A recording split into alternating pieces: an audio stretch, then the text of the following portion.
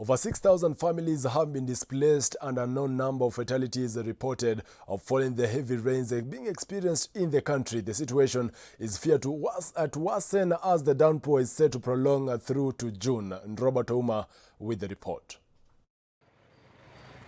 The ongoing heavy rains being experienced in the country has rendered over 6,000 families homeless in several regions in the country, and the fate of many areas still stand unknown with the looming floods. The disaster management team, however, saying that the country is far from seeing the light of day. A number of schools have also been submerged, and they have not been able to open for the third term this term.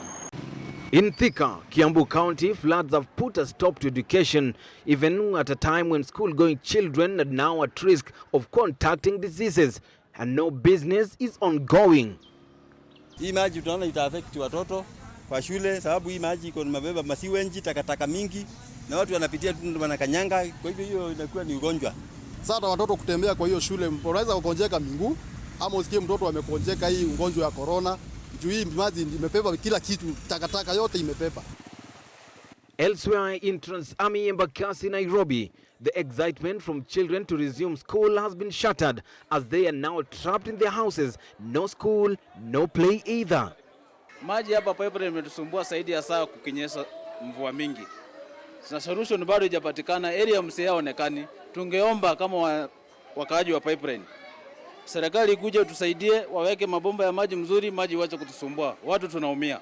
Further to that, we have received predictions of the rains to continue into May and probably up to the early weeks of June. With the current flooding situation in the country, fears are rising for more to be lost.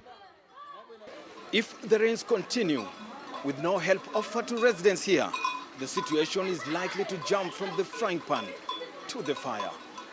Robert Ouma, Switch TV, Trans-Ami in Nairobi.